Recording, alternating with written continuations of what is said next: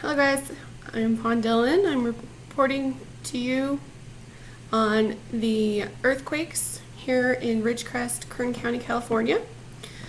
Gives you some back story here. I'm sure everybody's aware, but on July 4th, a magnitude 6.4 earthquake was felt near the town of Ridgecrest here in Kern County, California.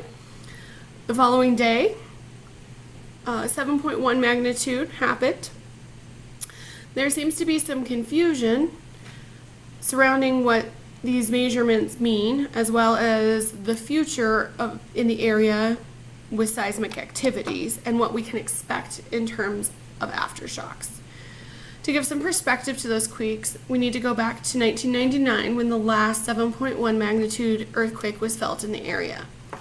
The quake was in fact an aftershock of a previous earthquake that happened in 1992. And that one was in fact an aftershock from earthquakes previous to that. All of this ties into what is currently happening and what is known as a regional earthquake sequence rather than a main shock, foreshock, or aftershock. We're calling the 6.4 earthquake a foreshock currently, and the 7.1 main shock, but it can change in the months and years to come. Now we have had multiple foreshocks and aftershocks, some reaching over 5, getting closer to the 6 magnitudes, and others are much smaller. We're seeing aftershocks coming in about 1 every minute. At the beginning, it was coming in at 1 every 30 seconds. We can expect to feel these for years to come. Like the 1992 earthquakes, it can result years down the line in a larger 7.1 earthquake in 1999 from 1992. So the reason behind this is that one earthquake sets off movement in the faults, and that sets off movements in other faults. This could mean, again, that another large earthquake can happen.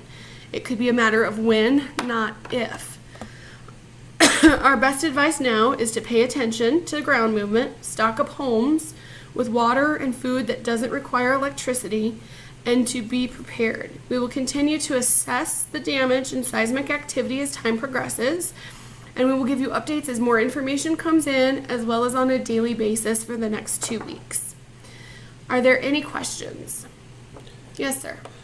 Yes, Ms. Dillon, Chad Newsington with the California Times.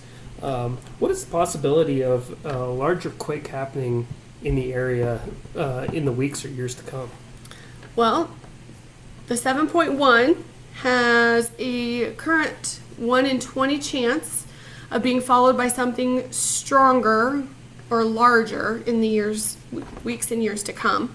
The smaller quakes of the 5s and 6s that we are seeing on a minute-by-minute basis obviously has a much higher chance than that. So it's all a matter of perspective, which fault lines are moving, what is building up under the surface of the ground. Any other questions? Thank you. Yes, sir. Chip Weatherton, other than food and water, what can residents do to prepare for the coming quakes? Biggest thing is going to be taking items off your walls.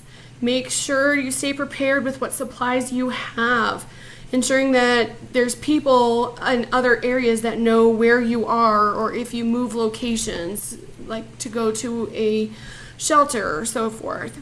Don't sleep in anything that could collapse or under anything that could fall on you. Making sure you're taking care of yourself physically, as well as preparing for a future should a larger earthquake happen. The bottom line, be smart. Don't take chances and listen to people that are trying to tell you when quakes are coming in. Sign up for the quake monitor alerts. Sign up for the messaging from the local EMS, fire department, police. They will be your first point of contact should something happen. Again, just be smart. with that, thank you guys very much. We will be back with you tomorrow, 5:30, just like tonight. Thanks. Have a great day.